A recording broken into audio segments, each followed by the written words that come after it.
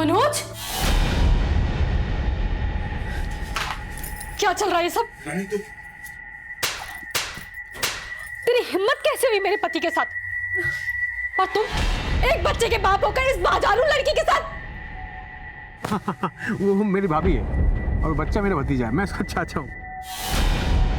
तुम्हारे फोन में ये किसका मैसेज है? अगर मैं किसी लड़के के साथ ऐसी बात करूं तो? मुझसे शादी करके मुझे अपने घर ले जाओ। दुनिया मुझे तुम्हारी दूसरी बीवी कहती है। मुझे तो गुस्सा आ रहा है खुद पर। हमें कुछ और सोचना होगा।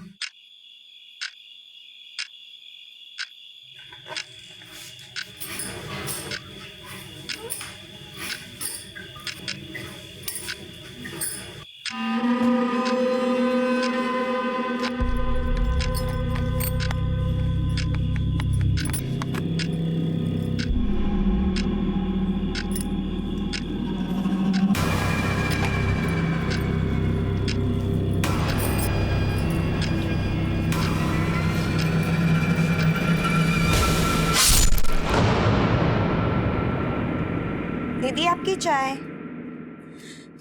दीदी! रानी, हाँ? Oh my God! रानी!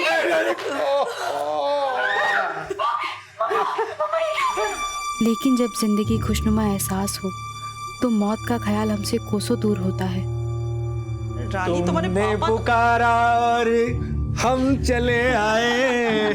कहाँ थे आप? कब से फोन लगा रही हूँ। और तुम्हें फोन की पड़ी है? जानती हो मेरे साथ क्या हुआ? क्या हुआ? बारात में आई लड़के ने मुझे घेर लिया और रानी का फादर नहीं, बड़ा भाई ट्रीट कर रही थी। अरे घेर लिया मुझे।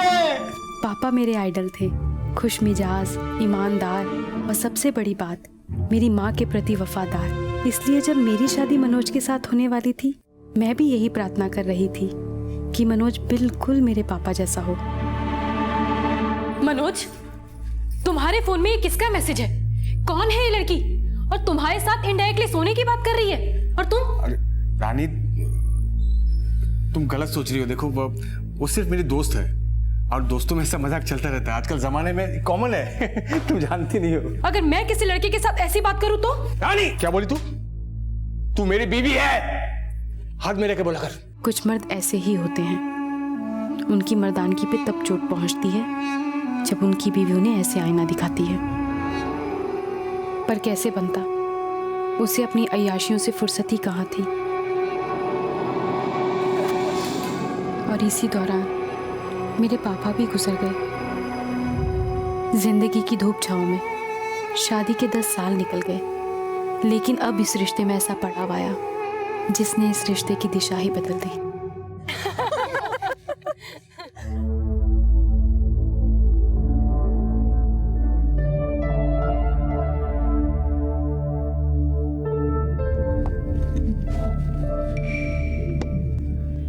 हाय। हेलो। अजनबी जब अच्छा लगने लगे तो उसे अपना परिचय दे देना चाहिए। हाय, आई एम मनोज। जूही, हाय। आप मैरिड है ना? नो, क्यों? मैंने अभी आपको एक लेडी और बच्चे के साथ देखा था। अच्छा वो मेरी भाभी है और बच्चा मेरा भतीजा है। मैं उसका चाचा हूँ। चाचा? क्या चाहो तो डीएनए टेस्ट करके दिखा दूं? अभी डॉक्टर के पास जाता हूं मैं।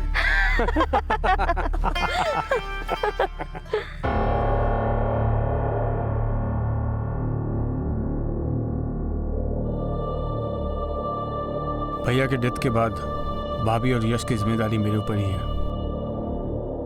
लेकिन मेरी भाभी बहुत ही सेल्फिश है। उन्हें लगता है कि अगर मेरी शादी हुई तो मेरी बेबी उससे सब कुछ हड़प लेगी। इसीलिए उन्हें मेरा किसी भी लड़की से बात करना बिल्कुल पसंद नहीं है। तुम मुझसे शादी कर लो। मैं बिल्कुल स्ट्रेट फॉरवर्ड हूँ। इससे पहले कि तुम्हारी भाभी हम दोनों के बीच में कोई प्रॉब्लम्स क्रिएट करे, मैं तुम्हें प्रपोज करने में कोई रिस्क नहीं लेना चाहती। So will you marry me? वैसे भी 4 दिन बाद मैं अपने घर वापस जा रही हूँ मुंबई, और ये 4 दिन हम दोनों एक दूसरे के साथ पूरी तरीके से गुजारेंगे, और इसी बहाने मेरा जयपुर घूमना भी हो जाएगा।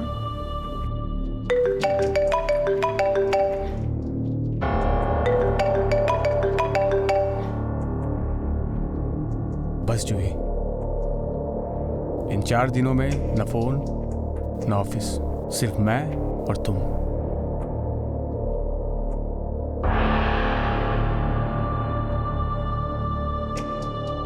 रानी उन खुशहाल बेटियों में से एक थी जो अपने प्यारे पापा की छवि अपने पति में देखने की ख्वाहिश रखती थी।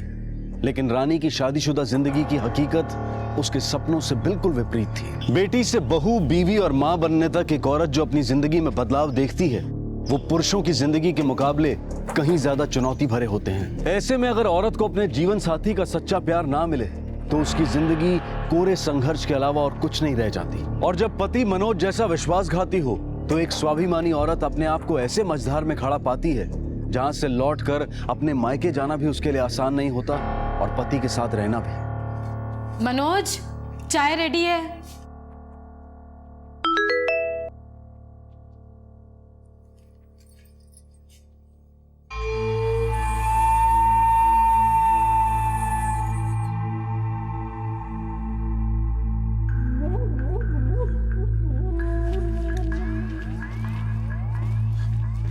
Good morning.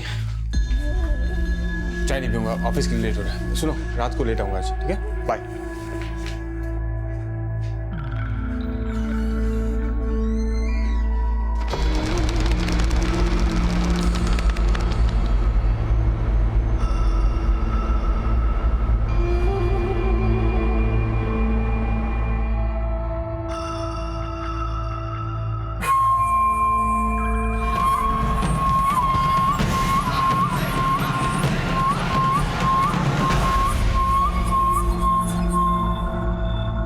मनोज, क्या चल रहा है ये सब? तेरी हिम्मत कैसे हुई मेरे पति के साथ? और तुम एक बच्चे के बाप होकर इस बाजारू लड़की के साथ? वो मेरी भाभी है और बच्चा मेरा भतीजा है। मैं उसका चाचा हूँ।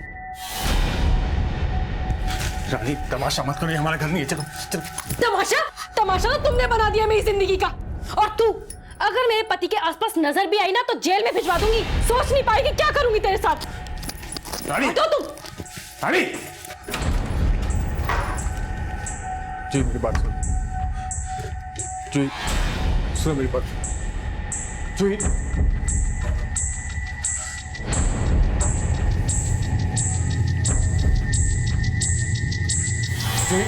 सुन, मेरी बात सुनो। इस औरत ने मेरी जिंदगी नर्क बना रखी। मैं इससे बिल्कुल प्यार नहीं करता। अच्छा, तुमने मुझे समझ के रखा है? हाँ, अगर तुम चाहते हो ना कि मैं तुमसे शादी करूं तो अगली बार मुझसे तभी मिलना जब तुम दोनों का डिवोर्स हो चुका। जूही, जूही, जूही, मत जा प्लीज।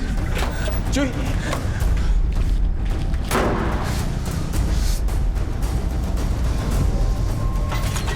रानी, जूही पे हाथ उठाएगी तू? मुझे पीट के उसने उन थप्पड़ों का बदला लिया जो मैंने अपनी सौत पे बरसाए। मनोज ने बता दिया कि उसकी नजर में मेरी औकात क्या थी। रानी जैसी न जाने कितनी औरतें रोजाना घरेलू हिंसा का शिकार होती हैं और घर की चार दीवारी के अंदर होने वाले इस अपराध की ज्यादातर पुलिस में कंप्लेंट तक नहीं करवाई जाती। रानी ने जब अपनी आप बीती अपने मायके में बताकर उनसे सहारे की उम्मीद की तो उसे यही शिक्षा मिली कि पति पत्नी के बीच में झगड़े तो होते रहते हैं। घर की बातें अगर घर के अंदर ही सुलझ जाएं तो इसी में औरत की भलाई है।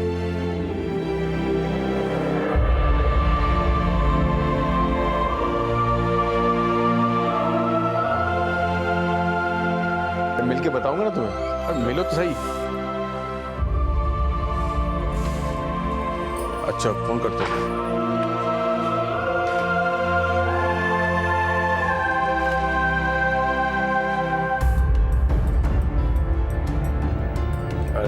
मेरा चैंपियन बेटा।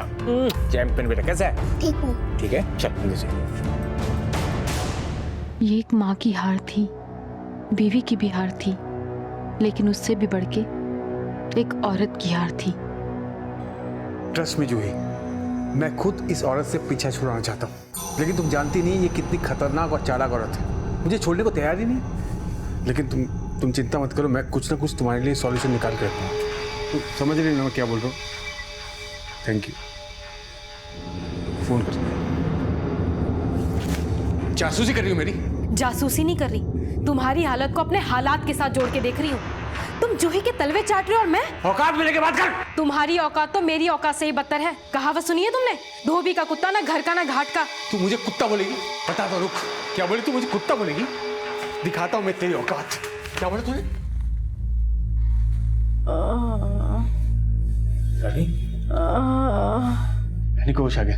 मामा मैंने कहा था ना रानी को होश आ जाएगा, आज आ गया होश। देखो मामा तुम बिल्कुल चिंता मत करो, हाँ तुम जल्दी से रिकवर हो जाओगी।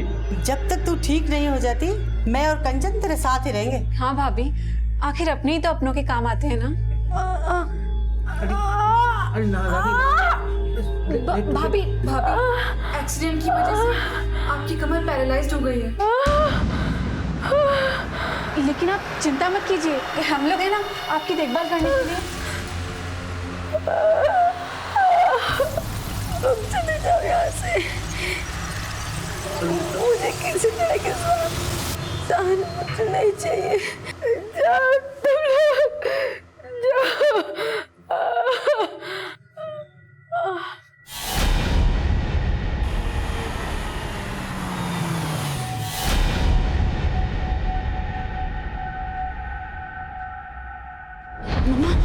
पुलिस आई है। पुलिस? हाँ पुलिस।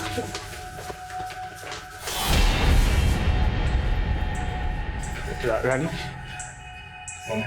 बेटा रानी, बेटा बाहर पुलिस आ गई है, तेरे हाथ जोड़ती हूँ पुलिस को कुछ मत कहना। प्लीज भाभी देखो, हमारे बारे में ना सही, यश के बारे में तो सोचो। अजय अजय प्लीज बयान लेना आपको। ये सब कैसे हुआ आपके साथ?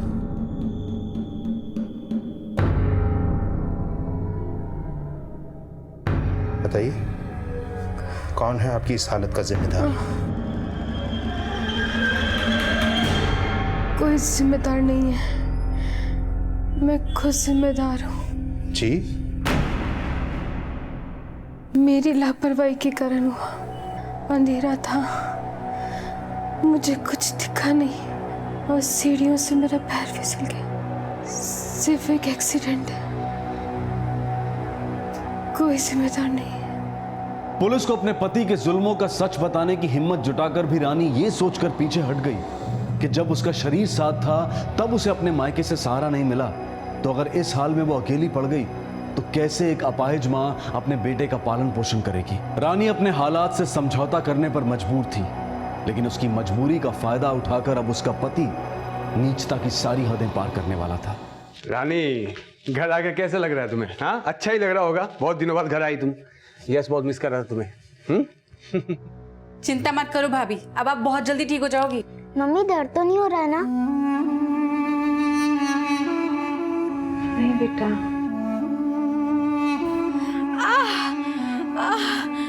कंचन, मुझे बाथरूम जाना है। कंचन, कंचन। मैं क्या इसकी गंदगी साफ करने के लिए पैदा हुई हूँ? वो जो बेटा उसने बिस्तर गंदा कर दिया ना, तो हमें ही साफ करना पड़ेगा। जा बेटा झेल ले कुछ देर और। जा कंचन, झेल ले बेटा और थोड़ा। क्या हुआ?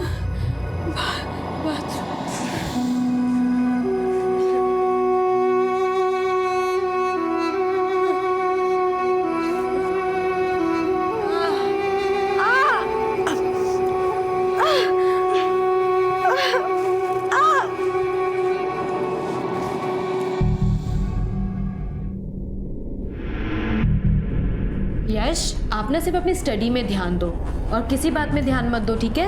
आप फिक्र मत करो मम्मी, मैं पूरा ध्यान दूंगा। बहू ये लो जूस पी लो। नहीं मुझे नहीं पीना। पी लो ना भाभी। हाँ मेरा मन नहीं दादी मैं पी लेता हूँ।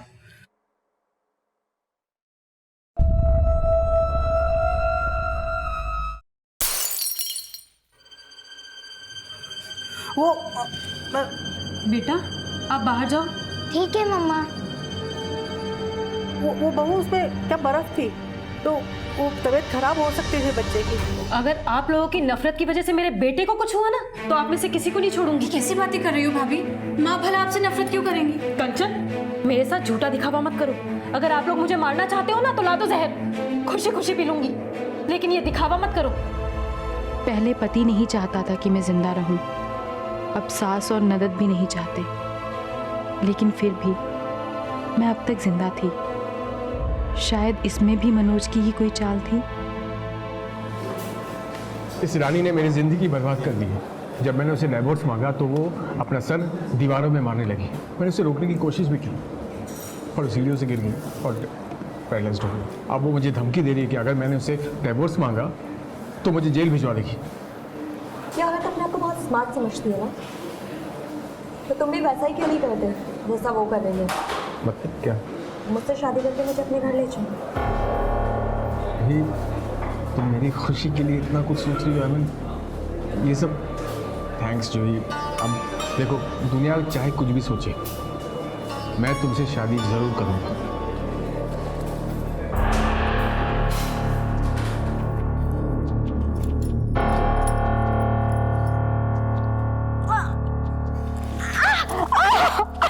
रानी, ओ रानी क्या हुआ?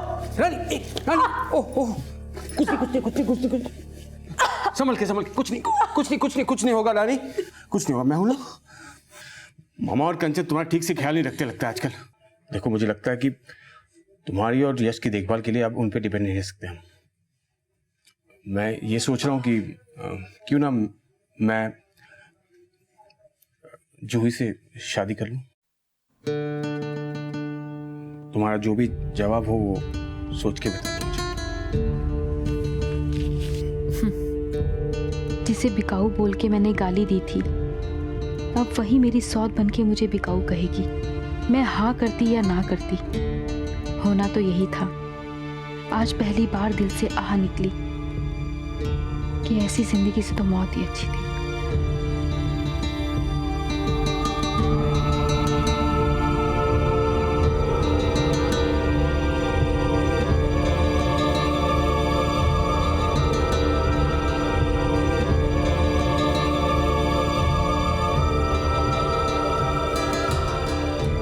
दीदी, आज से आप मेरी बड़ी बहन हैं। मैं इस घर में मनोज की बीवी जरूर बनकर आई हूँ, लेकिन इस घर की बहू हमेशा आप ही रहेंगी। छोड़ो ना, अभी नहीं, प्लीज थोड़ा सब्र करो। आओ आओ।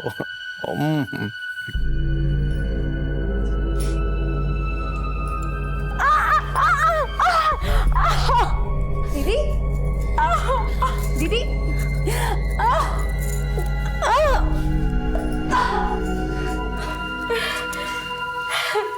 क्या जरूरत है दीदी खुद से उठने की?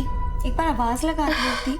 सॉरी, मेरी वजह से तुम्हें तकलीफ हुई। सॉरी तो मुझे आपसे कहना चाहिए दीदी। मेरा मनोज की बीवी बनकर आना इस घर में आपको पसंद नहीं आ रहा ना? बट ट्रस्ट मी दीदी, मेरा इंटेंशन आपको हर्ट करना बिल्कुल भी नहीं था। Trust me. Take care. हमारी खुशी पे नजर लगाने वाला जब हमारा नजरिया बदलने लगे, तब लगता है कि शायद हम कितना गलत सोचते थे उसके बारे में। जूही का बर्ताव देखकर कभी कभी मुझे ऐसा ही लगता था, पर क्या वो वाकई ही अच्छी थी?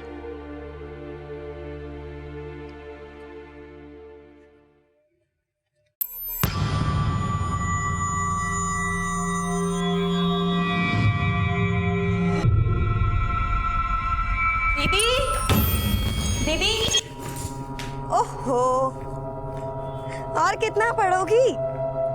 नीचे चल के आराम करते हैं, चले?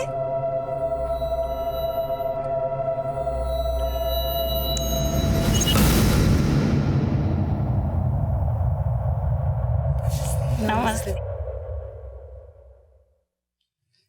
बुरा मत मानना दीदी, पर मनोज ने ये अच्छा नहीं किया।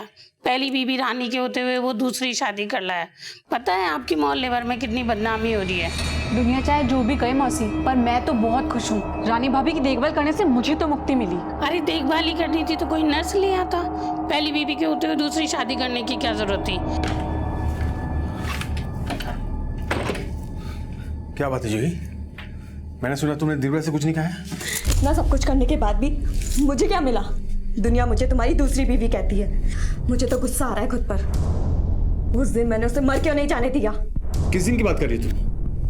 तुम्हें नहीं पता, एक हफ्ते पहले जब घर में कोई नहीं था, मैंने अपने भाई को घर पर बुलाया था। वो छत पर बैठी थी। मैंने अपने भाई को कहा जाके गला दबा के मार दे, लेकिन उस दिन कंचन कॉलेज से जल्दी आ गई और मुझे मजबूरन उसे बचाना पड़ा। दीदी, दीदी, ओहो, और कितना पढ़ोगी?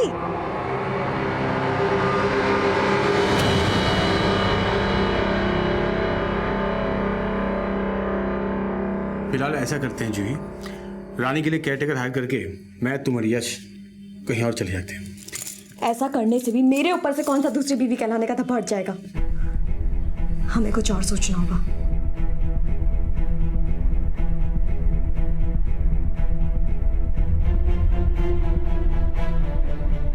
दीदी आपकी चाय। दीदी!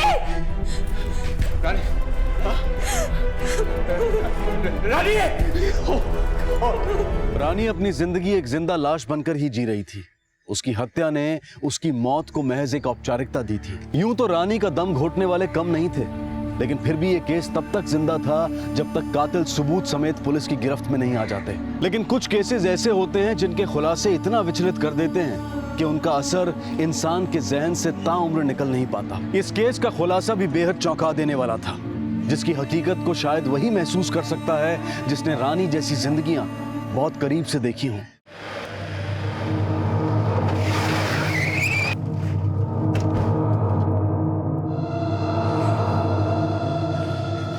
जितने भी गहने कैश वगैरह गायब हुआ है, इनसे पूछ के नोट करो। सर, बॉडी को पोस्टमार्टम के लिए भिजवाने का इंतजाम। Okay sir.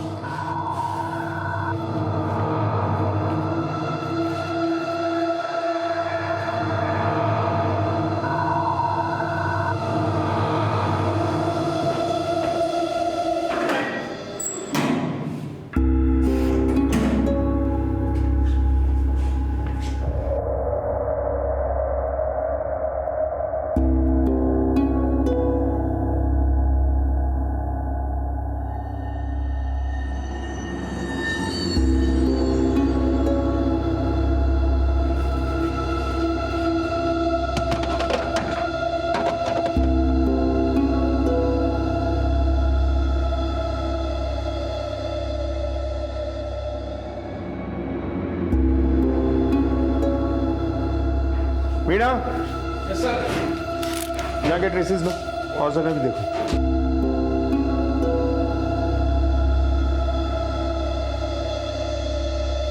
ये छत का दरवाजा आपने अभी खोला या हमेशा खुला रहता है? नहीं सर, छत का दरवाजा हम खुला छोड़ के ही सोते वेंटिलेशन के लिए। सर ये देखिए, ये बोतल इस फ्रिज के अंदर रखी हुई थी। इस बोतल पर ब्लड के ट्रेसेस मिले हैं। और सर ये देखिए, ये चाकू इस डाइनिंग टेबल पे इस स्टैंड के अंदर रखा हुआ था। इस पर ब्लड के ट्रेसेस हैं। ब्लड के सैंपल्स लो और जितनी भी चीज़ों पे ब्लड मिला है इन्हें फॉरेंसिक लैब में भेज दो। सर। और घर के सारे मेंबर्स के फिंगरप्रिंट्स लो और इनके पड़ोसियों से भी पूछताछ करो। Okay sir.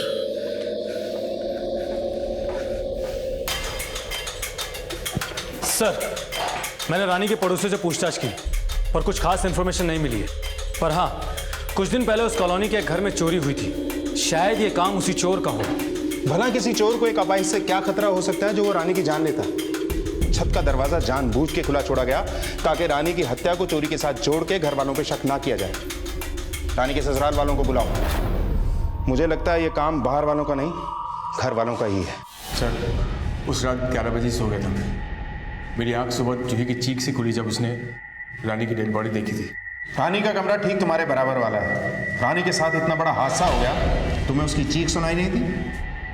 नहीं सर, एक्चुअली मैं बहुत गहरी नींद में था। रात को थोड़ी सी पी रखी थी सर मैं। सर, मैं और मम्मी तो सुबह 8 बजे गांव वापस जाने वाले थे। हम खुद हैरान हैं, ऐसे अचानक से ये सब क्या हो गया? एक बात बताओ, तुम्हारी भाभी के होते हुए भी तुम्हारे भाई ने दूसरी शादी की, क्यों? सर, मनोज ने ये शादी रानी की रजामंदी और कोर्ट की परमिशन लेके की थी। रानी को कोई एतराज नहीं था। सर, हमारे घर में ऐसा कोई नहीं है जो रानी भाभी को नुकसान पहुंचाए। ये काम जरूर किसी चोर का है। भाभी के कमरे से गहने और कैश भी गायब था। सर, रात को एक बार करवट बदलते हुए मैंने हॉल में किसी की आहट सुनी थी। शायद वहाँ कोई था। कंचन अक्सर अपने रूम में पढ़ाई करती है, तो आई थॉट कि वो अपने लिए कॉफी बनाने के लिए नीचे आई होगी। उस वक्त रात के कितने बजे होंगे? 1:30। आप 11 बजे सोई। रात को अचानक आपकी आंख खुली, आपको कैसे पता कि उस वक्त 1:30-2 बजे होंगे? क्योंकि सर कंचन ही है जो रात को लगभग 2 बजे तक पढ़ाई करती है। सर, रानी की पोस्टमार्टम रिपोर्ट आ गई है। रिपोर्ट के मुताबिक रानी की हत्या रात के 1:30 से 2 बजे के बीच हुई है। और जूही ने भी रात के 1:30 से 2 बजे के बीच हॉल से आवाजें सुनी थी। अब सवाल यह है कि वो वाकई अंदाजा लगा रही है या वो सच में जानती है कि रानी की हत्या 1:30 से 2 बजे के बीच में हुई। लेकिन सर उसका कहना था कि कंचन हॉल में आई थी और फ्रिज से मिली पानी की बोतल और चाकू पर जो फिंगरप्रिंट मैच हुए हैं उससे उसका अंदाजा और पुख्ता होता है। ठीक है, लेके आओ इस कंचन को। सर मैंने भाभी को नहीं मारा, आप लोग मेरा विश्वास क्यों नहीं कर रहे हैं? नहीं मारा तो पानी की बोतल और चाकू पे तुम्हारी उंगलियों के निशान कैसे आए? क्योंकि मैं रात को नीचे हॉल में आई थी, मैं अपने रूम में थी, मुझे प्यास लगी तो मैंने देखा रूम में पानी नहीं था, इसलिए मैं नीचे आई। सर जब मैं हॉल में आई तो वहाँ अंधेरा था, मैंने नाइफ डाइनिंग टेबल पे पड़ा देखा तो उसे उठा के नाइफ स्टैंड में रख दिया। फिर मैंने फ्रिज से पानी की बोतल निकाली, पानी पिया और बोतल वापस फ्रिज में रख के चली गई। रानी के मर्डर के अगली सुबह तक उसके रूम की लाइट्स ऑन थी, मतलब रात को भी ऑन होंगी। हाँ सर, भाभी का रूम तो बंद था लेकिन मैंने नोटिस किया कि उनके कमरे की लाइट्स ऑन थी। दरअसल भाभी को रात रात भर बुक्स पढ़ने की आदत थी, मुझे लगा वो बुक पढ़ रही होंगी, इसलिए मैंने उन्हें डिस्टर्ब करना ठीक नहीं समझा। ये सब तुमने हमें पहले क्यों नहीं बताया? मुझसे इस बारे में किसी ने पूछा ही नहीं, और इसका ये मतलब नहीं कि मैंने मर्डर किया है। सर मैं इनोसेंट हूँ, प्लीज़ मुझे घर जाने दीजिए सर। हमारे पास तुम्हारे खिलाफ पक्के एविडेंस हैं, हम तुम्हें नहीं छोड़ सकते। मैंने अभी आपको बताया ना, मेरे फिंगरप्रिंट्स वहाँ पर कैसे आए? हो सकता है तुम झूठ बोल रही हो। नहीं सर, मैं झूठ नहीं बोल रही हूँ। सर मैं झूठ नहीं बोल रही हूँ। सर प्लीज़ मेरी बात तो सुनिए सर। सर प्लीज़ मेरी बात तो सुनिए, मैं झूठ नहीं बोल रही हूँ। माना कि कंचन प्रोफेशनल किलर नहीं, लेकिन इतनी बेवकूफ़ भी नहीं है कि अपने फिंगरप्रिंट्स पानी की बोतल और उस चाकू पे छोड़ दे। लेकिन एक और बात मुझे खटक रही है, मनोज और जूही का कमरा रानी के बराबर में है। जूही को हॉल में कोई आहट सुनाई देती, लेकिन हत्या के वक्त निकली रानी की चीख सुनाई नहीं देती। सर हो सकता है कंचन ने रानी का मुंह दबा के गला काटा। ये स्केच किसका है? सर ये उसी चोर का है जिसने रानी के मर्डर से पहले उस कॉलोनी के अंदर चोरी की थी।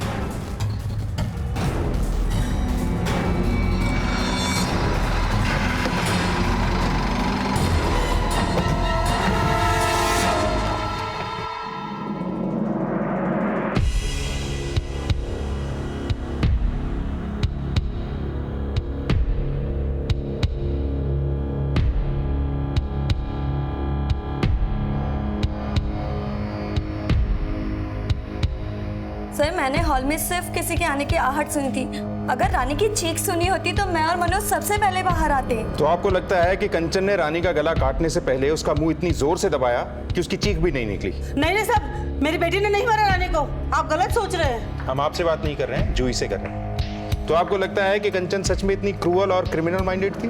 आई डोंट नो सर, लेकिन रानी ने मुझे बताया था कि कंचन ने उसे गला दबाकर मारने की कोशिश की थी। जो ही तुम्हें पता है घर में तुम्हें सब पसंद करते हैं, और अब तो मैं भी पसंद करने लगी हूँ, इसलिए तुम्हें एक बात बताना चाहती हूँ। कंचन ने एक बार तकिए से मुझे मारने की कोशिश की। कंचन, कंचन, कंचन, क्या है? कितना दर्द हो रहा है मुझे, और तुम्हें कि सुनती ही नहीं। बाथरूम ले चल। अब सुनना सुनाना सब बंद। कि तेरा भाई मेरी सौतन लेकर आ जाए, मुक्ति दे दे मुझे।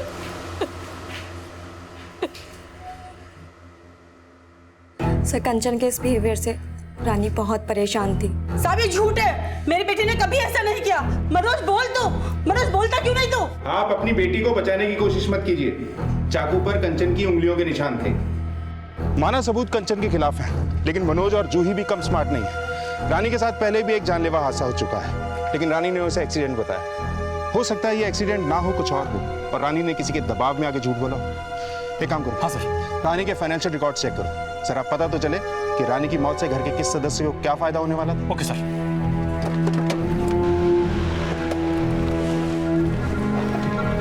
सर उस चोर का स्केच आइडेंटिफाई हो गया, उसका नाम भदर है, पहले भी चोरी के जुर्म में 6 साल काट चुका है, 3 महीने पहले उसकी रिहाई हुई थी। विकास सर अपने सारे खबरियों को एक्टिवेट करो, भदर के ठिकाने का पता लगाओ, उसका जल्द अरेस्ट होना बहुत जरूरी है। सर रानी का 50 लाख का लाइफ इंश्योरेंस है, जिसका नॉमिनी उसका पति मनोज है। विकास पहली बार जब रानी के साथ जानलेवा हादसा हुआ तो घर पे कंचन नहीं मनोज था। कहीं ऐसा तो नहीं उसकी हत्या की पहली कोशिश नाकाम होने के बाद मनोज ने भदर को रानी की हत्या के लिए हायर किया और जूही के साथ मिलकर कंचन को फंसाने की कोशिश की ताकि हमारा शक उस पर ना जाए? हो सकता है सर, और हाँ सर, हम जल्द से जल्द भद्र को पकड़ने की कोशिश करते हैं। और साथ साथ में ये भी पता लगाते हैं कि मनोज और रानी का रिश्ता कैसा था। सर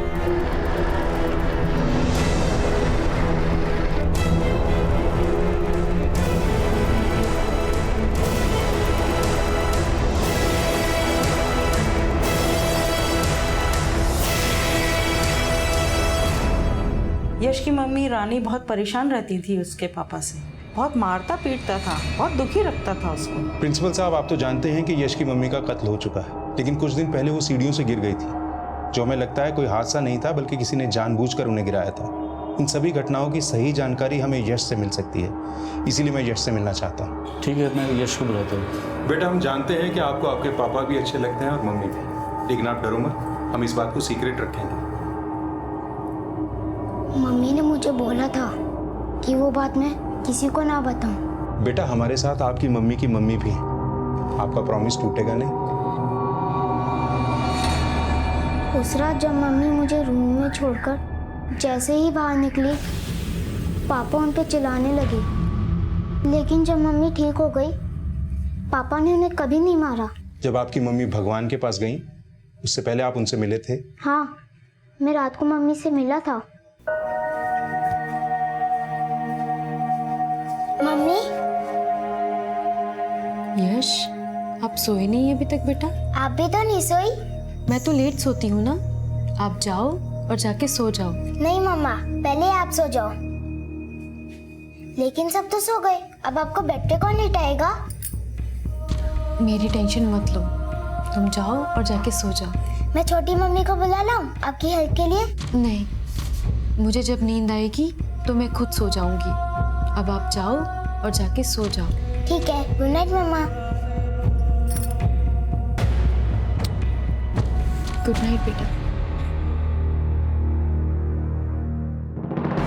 सर, इस व्हील चेयर पर जो ब्लड ट्रेस हुआ है वो रानी के ब्लड से मैच करता है।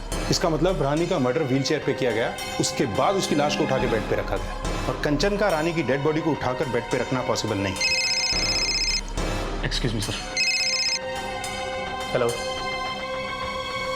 ठीक है, ओके सर, भद्र का पता लग गया है। तो हमें फौरन चल के भद्र को अरेस्ट करना चाहिए। मुझे अब भी लग रहा है कि मनोज ने भद्र के जरिए ही रानी का मर्डर करवाया होगा।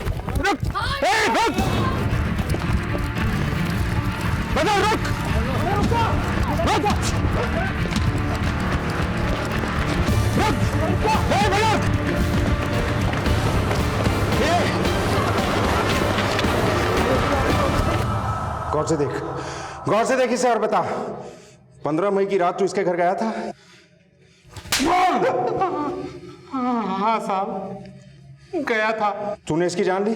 हाँ साहब, मैंने मारा इसे, लेकिन साहब मैंने इसे अपनी मर्जी से नहीं मारा। तो फिर कौन था जिसने इसकी जान लेने के लिए बोला? तुम्हें जो चुराना है चुरा लो, लेकिन बदले में तुम्हें मेरी जान लेनी पड़ेगी। अगर तुमने मेरी बात नहीं मानी तो मैं चिल्लाऊंगी, पकड़े जाओगे। मैडम, ये आप? अगर तुम खुद को बचाना चाहते हो तो मार दो मुझे। मैं नहीं कर सकता मैडम। मैं जीना नहीं चाहती। नहीं मैडम। मुक्ति दे दो मुझे, मारे बिना तुम नहीं जा सकते। मैडम, नहीं करती चोरी, जाने दीजिए मुझे। नहीं जा सकते, मार दो मुझे। जाने दीजिए मैडम, प्लीज। तो मुझे मुक्ति दे दो मुझे। मैं वहाँ बस चोरी करने के लिए गया था, उसको डरा कर वहाँ से चोरी करके भागना चाहता था, लेकिन जब उसने मुझे उसका मर्डर करने के लिए कहा तो मैं घबरा गया। मुझे समझ नहीं आया कि मैं क्या करूं। साहब, मैंने भागने की भी कोशिश की, लेकिन उसने मेरा हाथ पकड़ लिया। उसने मुझे मजबूर कर दिया था,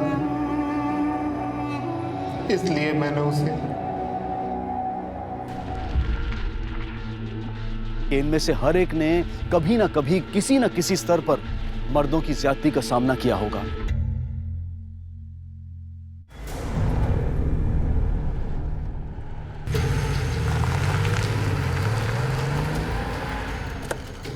लड़का लोग चलो निकल यहाँ से। मैडम, ये सब फाइल वाल रखो और गाड़ी में बैठो। बाबूजी गुम हुए हमरे, ढूंढना है उनको। चलिए गाड़ी में बैठिए, बाबूजी को ढूंढते हैं। पुलिस स्टेशन है, तुम्हारे बाबूजी का घर नहीं है। यहाँ पर सिर्फ कानून का हुक्म चलता है और यहाँ काम करने का एक कायदा है।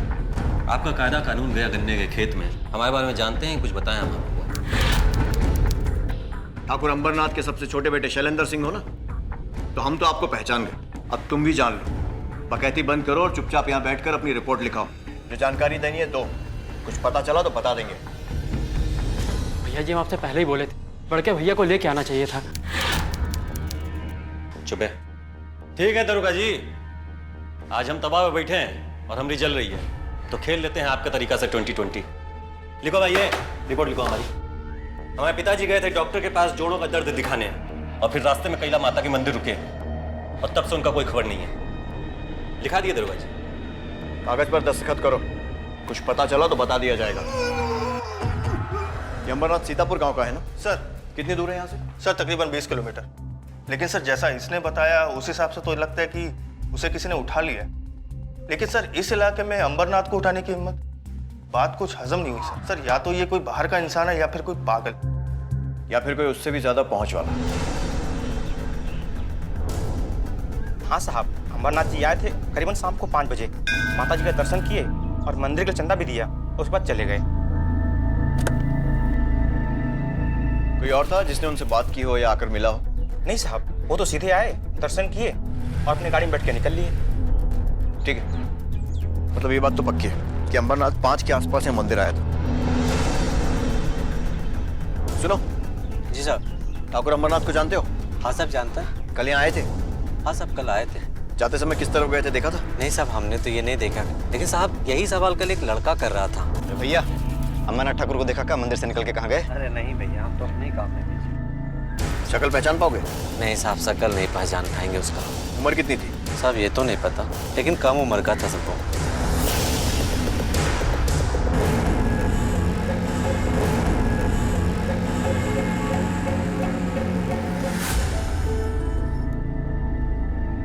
मालिश कर रहे हैं या मतलब निकाल रहे हैं? अब भला तुम्हारी इस हालत में क्या मतलब निकालेंगे हम? अरे तुम हंसती हो तो अच्छी लगती हो। तुम बताओ, तुम्हें मजा आ रहा है कि नहीं आ रहा है? छोड़िए आप, छोड़िए। आप हमारे पति हैं, इस तरह से पैर छुएंगे तो पाप पड़ेगा हमें। वाह, जब तक खाना नहीं खाएगा तब तक बड़ा कैसे होगा, है ना? बोलो बोलो, तुम बोलो। देखो ये सब कितनी बड़ी बड़ी हो गए, है ना? और जब बबुआ खाना खाएगा तो इतना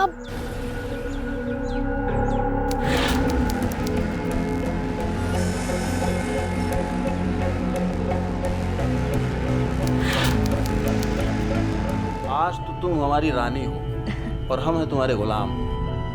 और ये है हमारा मुन्ना, हमारा बेटा, हमारा राजकुमार।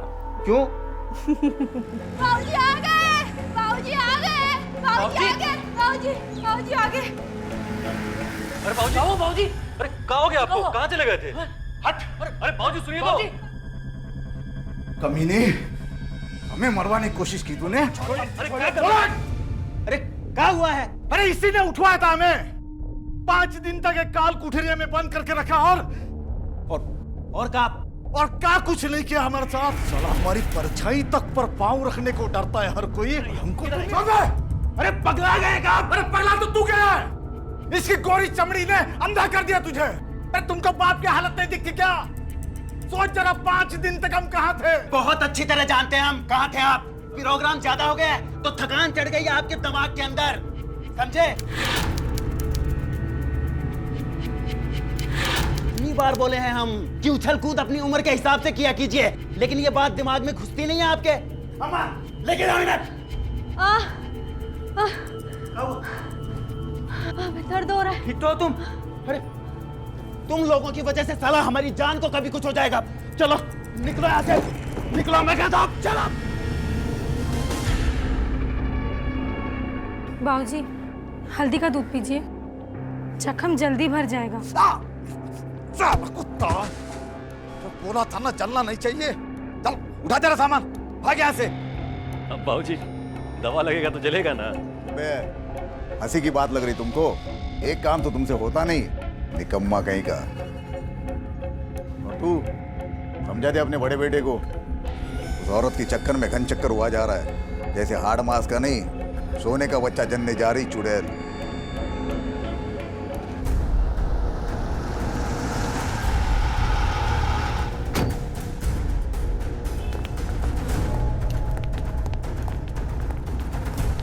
आपके बेटे ने आपके गायब होने की रिपोर्ट लिखाई थी, कहाँ थे 6 दिन से आप?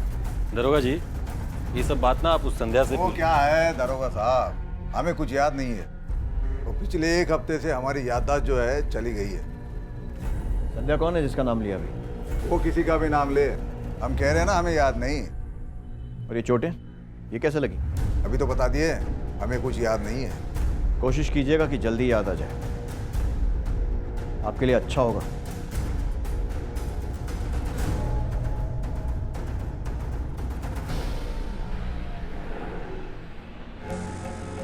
अबे दिमाग सटिया गया का? वो संध्या का नाम लेने की क्या जरूरत थी? लेकिन बाबूजी हुए तो उसने जो किया सो ठीक किया। ये पुलिस वाला को हम बता देंगे कि संध्या ने हमें मरवाने की कोशिश की। तो ये भी बताना पड़ेगा क्यों मरवाने की कोशिश की। वो बात अगर पुलिस वालों को मालूम पड़ गई तो शिकारी कुत्ता का तरह हमारा पीछे पड़ेगा। खाली हमारा नहीं, हम सबका। सफेद झूठ बोल रहा है। क्या फर्क पड़ता है सर, उसकी मिसिंग कंप्लेंट थी, अब वापस आ गई, केस क्लोज कर देते हैं सर। तुम समझ नहीं रहे हो शर्मा, अंबरनाथ के साथ कुछ हुआ है जिसे वो छुपा रहा है। इसका मतलब ये है कि वो खुद बदला लेने के मूड में है, यानी कि कोई बड़ा क्राइम हो सकता है।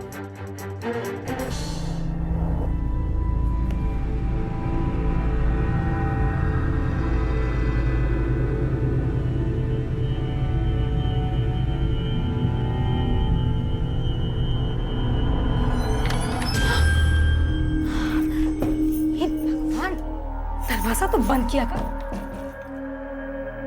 बिल्कुल पगली है तू। हमने संध्या के लिए बहुत सारा अचार बनाया था, तुम थोड़ा सा चख के बताओ कैसा है। बाप रे, दबा कर खट्टा बनाया है, लेकिन उसको मजा आएगा। अच्छा लगेगा ना? आज शाम को देना उसे खाने में। तो कितने दिनों से ना ही नहीं है। जाकर ना अभी के अभी देख ले, अब के बार अगर मार खाई ना तो हम बचा नहीं पाएंगे, बोल दे रहे। ऐसे मार खाएगी? हाँ, ऐसे मार खाएगी। अब अगर पिटना नहीं है ना तो जाकर ना। अंबरनाथ का इलाज करने गए थे ना तुम, क्या लगता है तुम्हें उसे वो चोटें कैसे लगी? साहब मुझे मत घसीटिए इसमें, वो लोग मुझे जिंदा नहीं छोड़ेंगे साहब। हम तुम्हें छोड़ देंगे? इन्फॉर्मेशन छुपाने के जुर्म का चार्ज लगाऊं अभी? चलो लेके चलो। नहीं साहब, उन्होंने खुद से कभी कुछ नहीं बताया, लेकिन हाँ घाव कह रहे थे, कुछ कटने के, कुछ जलने के, कुछ मार पिटाई के। सर ऐसा लगा जैसे कि किसी ने उसको मारने के लिए नहीं, सिर्फ तकलीफ देने के लिए किया हो। ठीक है, ऐसा कौन हो सकता है जिसने अंबरनाथ जैसे भेड़िए पर पंजे मारने की हिम्मत की? आराम से। आज की कहानी उस जगह की है जहां औरतों को आगे बढ़ने या अपने समानता के अधिकार के लिए ही नहीं, बल्कि पैदा होने और जिंदा रहने तक के लिए मर्दों से संघर्ष करना पड़ता है, और वो भी रोज। हे संध्या, देख फूलो तुम्हारे लिए कुछ लाई है। हम जानते हैं, अचार लाई है वो। इधर आ, कितना ख्याल रखती है हमारा। अचार लाई है ना, ला दे तो देखूं कैसा बना है। अरे क्या किया? दिखाई नहीं देता तुझे? क्या करे आप, गलती से हो गया, जानबूझकर नहीं किया इसने। लेकिन कुर्ता तो मेरा शहीद हो गया ना। एक तो पगली और एक विधवा, भैया मर गए और इस मनहूस को यहाँ छोड़ गए। जी करता है दोनों को घर से बाहर निकाल दूं। ये घर हमारा है, जब तक हम जिंदा है इस घर से कोई नहीं जाएगा। क्या घूर क्या रहा है, हमें मार डालेगा? बैठ चुपचाप खाना खा। अरे हमने कहा ना, अरे ये अंबरनाथ जी की जबान है। गाड़ी को गिराओ, वहाँ कोई मारो उसको।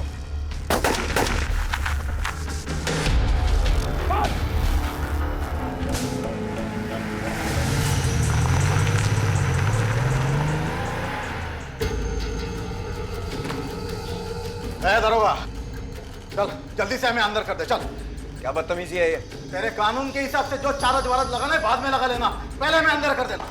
लगता है होश में नहीं हो, और अगर मजाक के मूड में हो तो याद दिला दूं कि कानून से मजाक करना बहुत महंगा पड़ सकता है। मजाक कर रहे हैं? मजाक कर।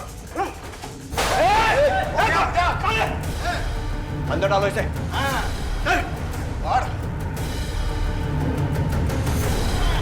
जाओ मिठाई लेके आओ, बाप बने वहाँ। ये तो बड़ी खुशी की बात है। मुबारक हो, आपके यहाँ लक्ष्मी आई है। क्या कहा तुमने? लड़की हुई है हमको? अरे लड़की कैसे हो सकती है? वो सोनोग्राफी में तो कहा था कि लड़का होगा। और साइड में।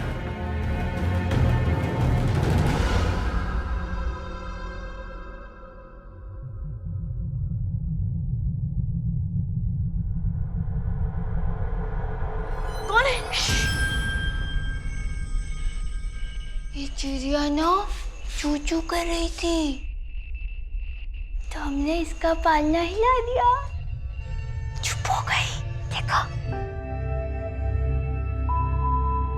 बोलो, तो आज रात यहाँ रुकेगी मेरे साथ? हमें बहुत डर लग रहा है।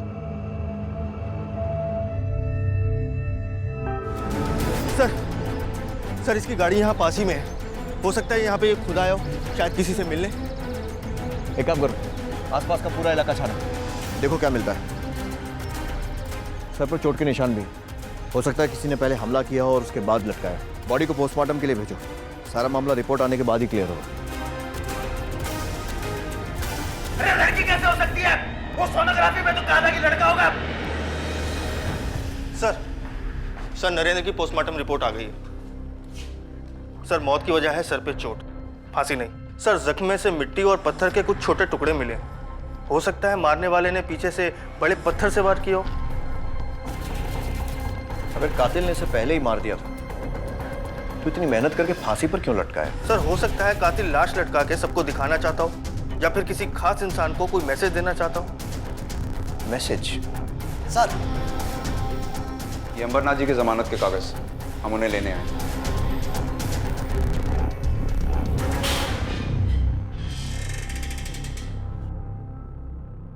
बात समझ नहीं आ रही शर्मा। पहले अंबरनाथ किडनैप होता है, उसे टॉर्चर किया जाता है, जिसके तुरंत बाद वो अपनी जमानत करवा लेता है। सर दोनों के रिश्ते कुछ खास अच्छे नहीं थे और ये बात पूरा गांव जानता है। मतलब ये हो सकता है कि अंबरनाथ की किडनैपिंग और उस पर हुए जानलेवा हमलों में उसके अपने बेटे का हाथ हो, और बेटे की मौत में खुद बाप का। उसने अपने आप को अरेस्ट इसलिए करवाया ताकि कोई उस पर शक न करे। हाँ सर, ऐसा भी हो सकता है। या फिर यह भी हो सकता है कि कोई तीसरा, जिसकी अंबरनाथ और उसके परिवार से दुश्मनी थी, जो अंबरनाथ को मारने में नाकाम रहा लेकिन उसके बेटे को मारने में सफल हो गया। अगर ऐसा है सर तो फिर बाकी फैमिली मेंबर्स पे भी हमले का खतरा है। हमें अलर्ट रहना पड़ेगा सर। सिर्फ हमारे अलर्ट रहने से कुछ नहीं होगा शर्मा। बात है अंबरनाथ के परिवार और उसके कॉपरेशन की, जो मेरे ख्याल से हमें नहीं मिलने वाला। लेकिन हम हाथ पर हाथ धरकर नहीं बैठ सकते। पता करो ये नरेंद्र अपनी बीवी और बच्ची के साथ रहने की बजाय जंगल में क्या कर रहा था? सर मैंने पता लगाया था। सर वो तो अपनी बच्ची की शक्ल देखे बिना वहां से चला गया था। चला गया था? कहाँ और क्यों? सर सोनोग्राफी सेंटर जाने का कह के गया था। वहां उसे बोला गया था कि संध्या के पेट में लड़का है, लेकिन हो गई लड़की। बस इसी गुस्से में वहां से निकल गया। पोस्टमार्टम रिपोर्ट में उसकी मौत का समय क्या बताया है? सर तकरीबन 7 से 8।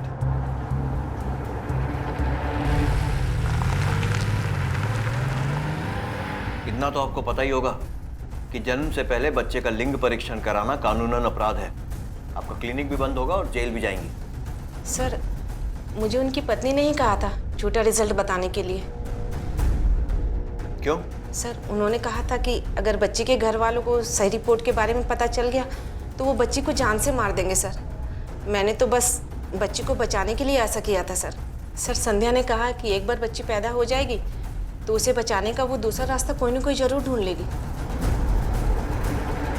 बाबूजी मत मारिए, छोड़िए, मत मारिए हमें। बहुत हिसाब बात किया। आज सारा चुकता कर देता हूँ। तेरे पीछे हथेली लगाने वाला तो मर गया, अब देखता हूँ कौन बचाता है तुझे।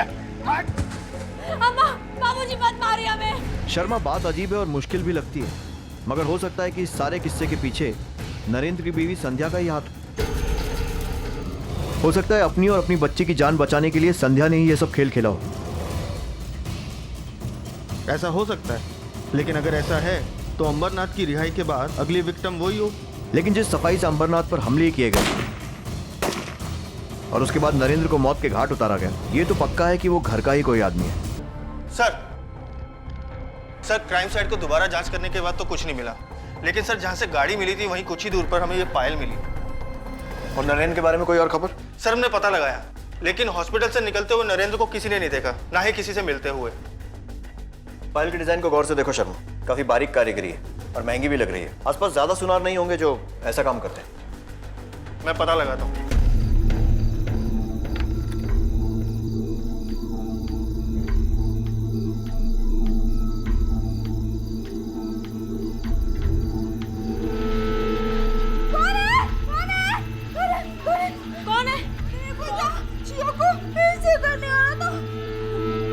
सर हमने उस ज्वेलर का पता लगाया।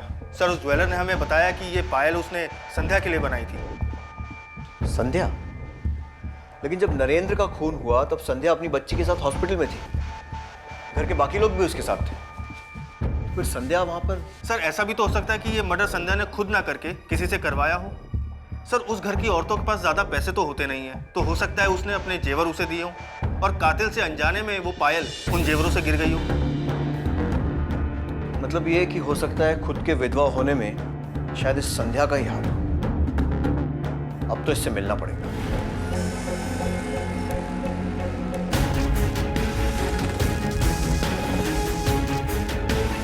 हमें आपकी बहू संध्या से बात करनी है, बुलाइए उसको। लेकिन हमारी घर की बहुएं पराये मर्दों से बात नहीं करती, ये हमारा कानून है।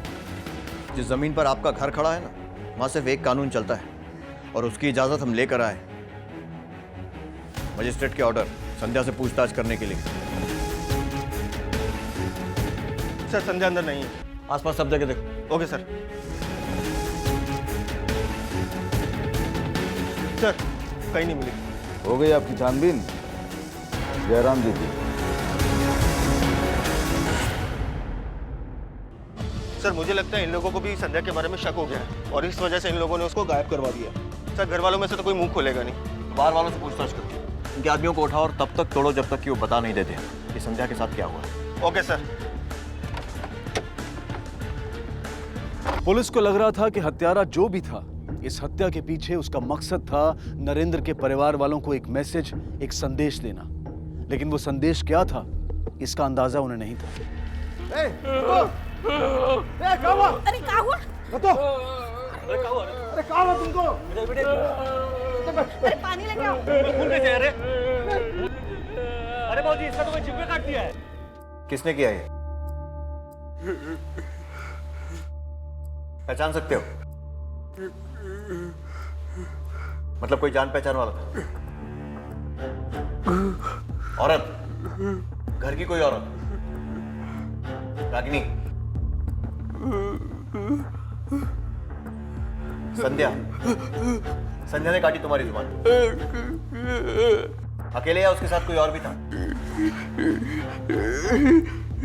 फूल?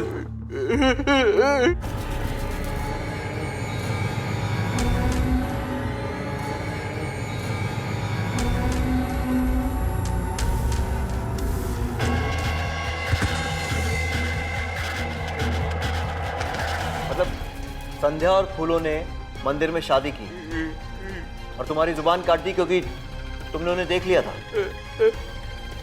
सच बोल रहे हो या किसी के कहने पर कहानी बना रहे हो? सर कहीं ऐसा तो नहीं कि ये सारा कुछ संध्या और फूलों ने मिलके किया हो अपना रिश्ता बनाए रखने के लिए? अगर ऐसा है भी तो नरेंद्र के मरने की बात तो समझ में आती है, लेकिन अंबरनाथ को किडनैप करके टॉर्चर करना और फिर उस पर हमले करवाना, कुछ कनेक्शन नहीं बनता। सर मुझे तो फूलों के पागलपन पे भी शक हो रहा है।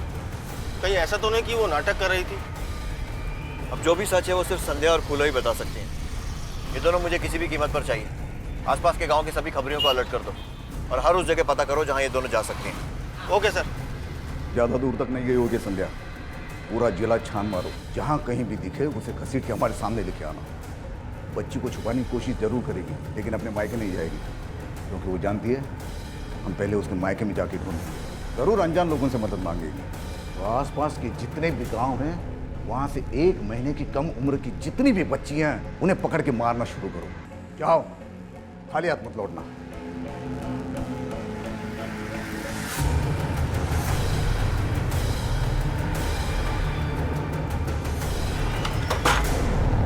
सुना है थोड़ी लड़की के बच्ची हुआ है? हाँ? हम बड़े भारी से गद्दारी करेंगे, बड़े मारी बिटिया से बढ़ के हमारे लिए। हमारा विश्वास करो, यहाँ कोई बच्चा उच्चा नहीं है। ठीक है, चला।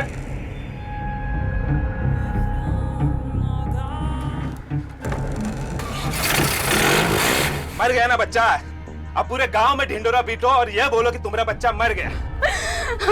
और तब तक हर बच्चा मारे गए जब तक संध्या और उसकी बच्ची नहीं मिल जाती, समझे? ये कहानी और खूनी होती जा रही थी और राज और गहरा। संध्या और उसकी मासूम बेटी गायब थे, लेकिन पुलिस को शक था कि उनकी गुमशुदगी के पीछे उसका अपना परिवार है। इन गांव वालों की खामोशी ने पुलिस को हताश जरूर किया था, लेकिन पुलिस इतनी जल्दी हार मानने को तैयार नहीं थी। और अब इस केस की बागडोर उस इलाके के सुपरिटेंडेंट ऑफ पुलिस ने खुद अपने हाथ में ले ली और आगे बढ़ने और मासूम बच्चों की हत्याओं को रोकने के लिए दूसरे रास्तों को ढूंढने की तैयारी शुरू की गई। सर, कुल 4 बच्चियों को मारा गया है जिन्हें पैदा हुए महीना भर भी नहीं हुआ। कोई 15 दिन पहले, कोई हफ्ता भर, और 2 तो कुछ घंटे पहले ही पैदा हुई थी।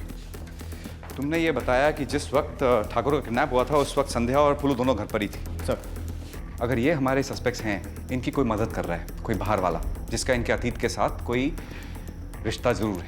सही कह रहे हैं सर, हो सकता है सर। फूलों का परिवार नहीं है तो मुश्किल होगी।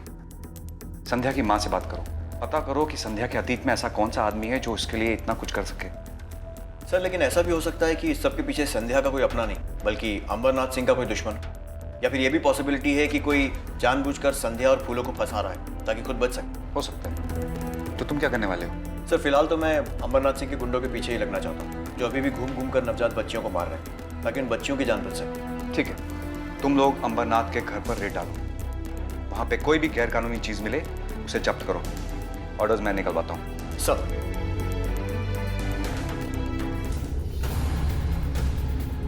सर, सारे हथियार लाइसेंसी है। हो गई तसल्ली? ये हथियार भी असली है, कागज भी असली है। तसल्ली तो तब होगी जब तुम्हें अंदर करूंगा, क्योंकि अब से तुम पर, तुम्हारे हर आदमी पर, तुम्हारी हर हरकत पर नजर रहेगी हमारी। एक गलत दांव तुम गए काम से। चलो।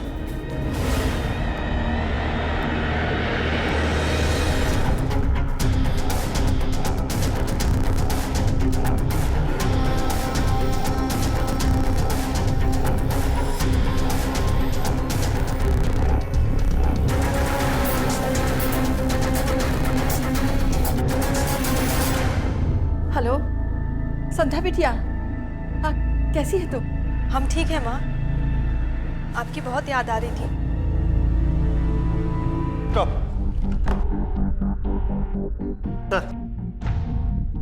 सर, संध्या ने अभी अभी अपनी माँ से बात की, इस नंबर से, किसी पीसीओ का है। क्वारंटीन भेजो। सर। सर। रघु। सर। मैं फूलों के बारे में सोच रहा था। संध्या के पास तो अजय है, वो इस घर की बहू है, नरेंद्र की बीवी थी।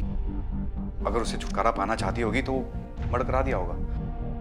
पर फूलों के पास कोई वजह नजर नहीं आ रही। सर, फूलों उस घर से कभी बाहर नहीं निकलती थी, गांव वालों से भी कोई बातचीत नहीं होती थी उसके बारे में उस घर के लोगों के अलावा और कोई कुछ नहीं जानता। वो लोग हमें बताने से रहे। घर के मर्द अगर कुछ नहीं बता रहे तो शायद औरतों से पता चले। फूलो अनाथ थी, जो हमारे घर नौकरानी बनकर आई थी बरसों पहले। जब तक वो बच्ची थी तब तक तो सब ठीक था, फिर जैसे ही वो जवान होती चली गई, मेरे पति और मेरे बेटे नरेंद्र की नजर उसकी जवानी टटोलने लगी, और फिर एक दिन उन्होंने उसकी इज्जत पे हाथ डाल दिया।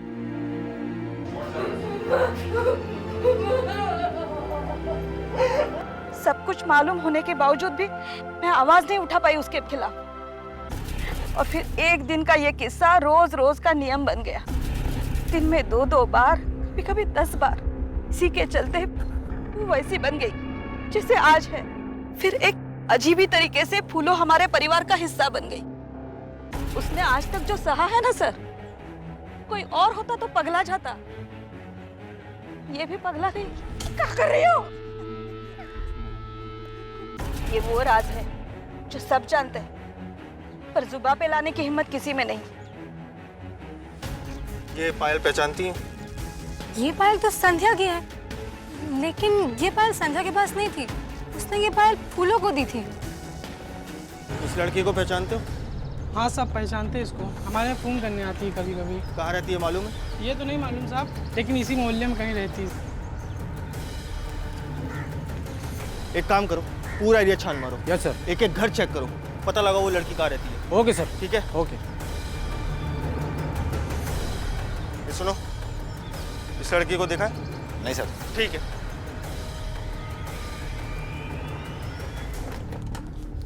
कुछ लोग बाहर तुम्हें ढूंढ रहे हैं, हाथ में फोटो लेकर। हमें तो लगता है पुलिस वाले हैं। अब बताओ क्या करना है।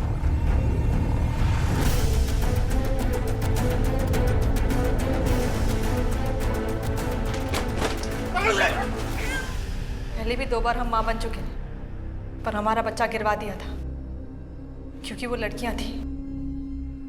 तीसरी बार हम ये सब नहीं झेलना चाहते थे, हमें बच्चे को जन्म देना था।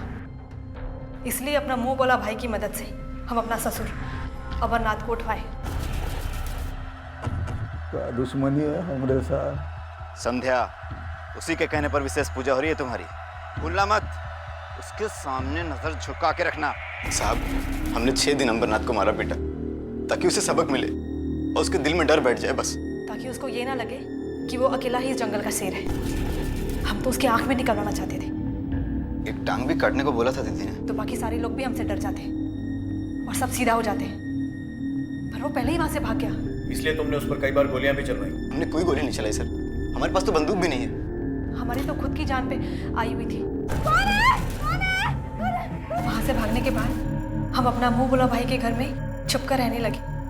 हमें अपनी बच्चे की जान बचानी थी साहब। और तुम्हारी और फूलों की शादी, उसकी क्या कहानी है? क्या फूलों और हमारी शादी? ऐसा भी कभी होता है क्या? फूलों ने तो हमें सिर्फ वहां से भागने में मदद की थी साहब, उसके बाद हमने उसे आज तक नहीं देखा। लेकिन तुम फूलों के करीब जरूर थी। क्या लगता है तुम्हें, क्या अंबरनाथ पर गोली चलाने में फूलों शामिल है? साहब, वो खुद को ही नहीं संभाल पाती थी, दूसरों को क्या गोली मारेगी साहब?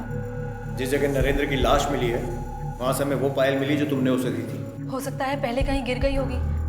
फूलों की तो आदत ही थी यहाँ वहाँ भटकने की साहब। अगर उसने कुछ नहीं किया है तो गायब क्यों है वो? कहाँ है? हमें कुछ नहीं पता इसके बारे में साहब। साहब, कहीं कहीं उन लोगों ने उसके साथ। वो तो हम पता लगा ही लेंगे, लेकिन जब तक ये मामला सुलझ नहीं जाता है तुम यहीं रहोगी हमारी कस्टडी में, अंबरनाथ को किडनैप और टॉर्चर करने के जुर्म में। और ये तुम्हारे लिए भी अच्छा रहेगा, छुपना नहीं पड़ेगा तुम्हें। तो साहब, मेरी बच्ची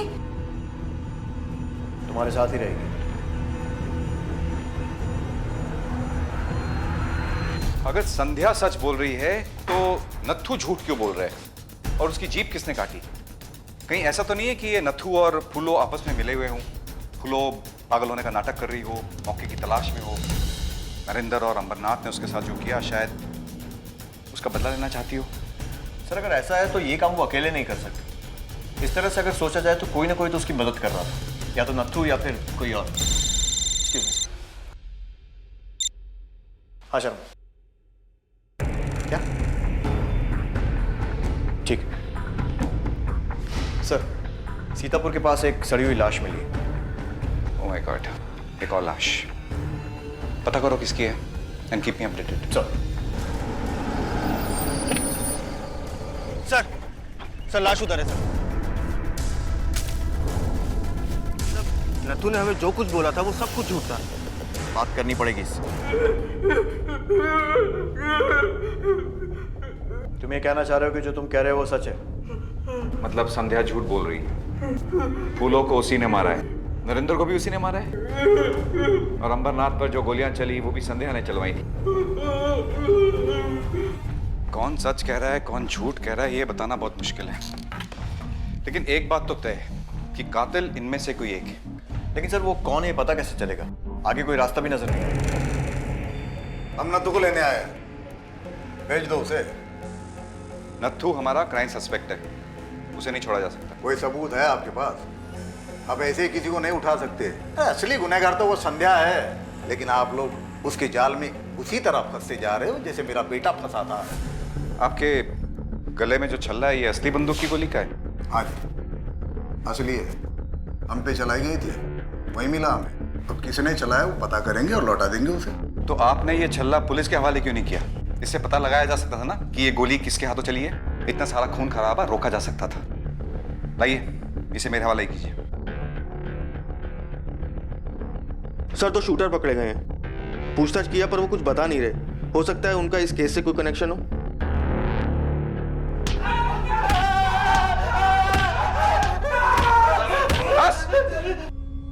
उठो। सर हमने कुछ नहीं किया सर। चुप। बंदूक के साथ पकड़ गया ना तुम लोग। और ये देखो गोली भी मिल चुकी है। सिर्फ 2 मिनट लगेंगे पता लगाने में कि ये बंदूक किसकी थी। और फिर सोच लो, एक आदमी पर गोली चली है और 2 लोगों का मर्डर हुआ है। किसने किया मर्डर? सर हमें नहीं मालूम सर, हमने सिर्फ गोली चलाई थी अमरनाथ पे सर। किसके कहने पे गोली चलाई थी? किसके कहने पे गोली चलाई? सर शैलेंद्र। इस गोली पे हमने अपने पिताजी का नाम लिखा था साहब, लेकिन जहां तक पहुंचना था कम वक्त पहुंच नहीं पाई। 2 बार कोशिश की लेकिन नाकाम रहे। लेकिन क्यों?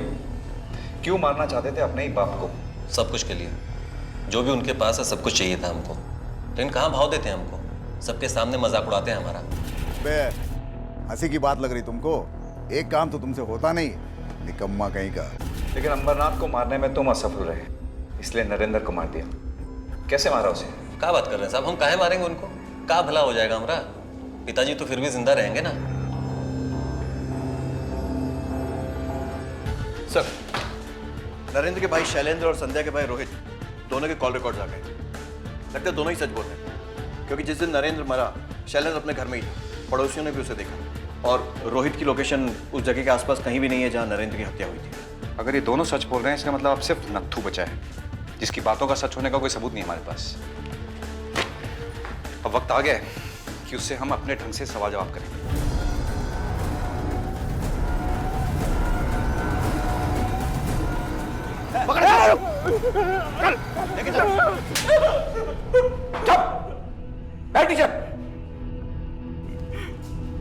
हमें पता चल चुका है कि तुझे लिखना पढ़ना भी आता है। ये इशारे करना बंद कर।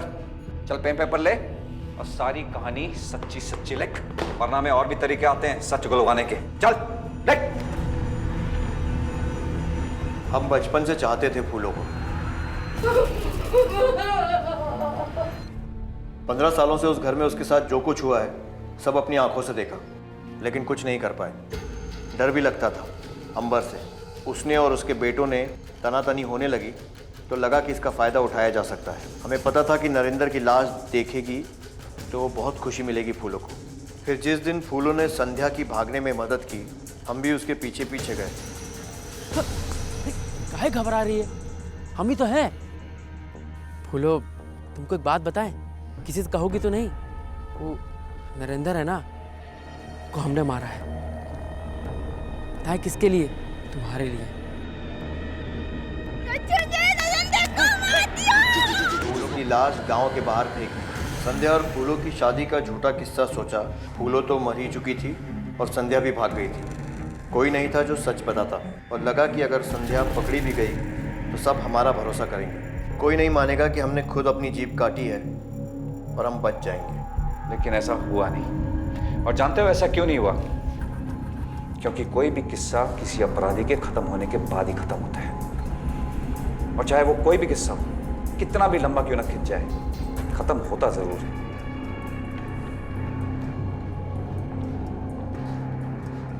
और इस तरह इस जुर्म की कहानी का अंत हुआ।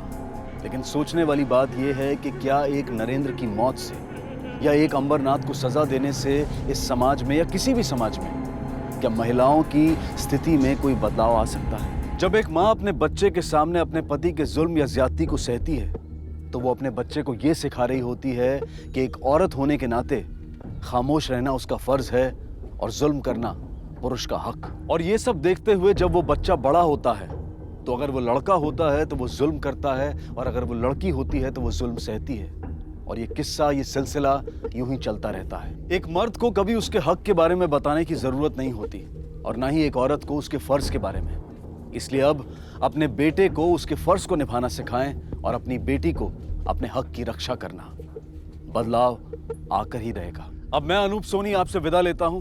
फिर मुलाकात होगी अगले एपिसोड में एक और चौंका देने वाले केस के साथ। तब तक अपना और अपने परिवार का ख्याल रखें और देखते रहें क्राइम पेट्रोल डायल 100। सबक एक को सीख हम सबको। जय हिंद। क्राइम पेट्रोल्स के और भी दिलचस्प कहानी देखने के लिए हमारे चैनल को सब्सक्राइब करें और बेल आइकॉन दबाना न भूलें।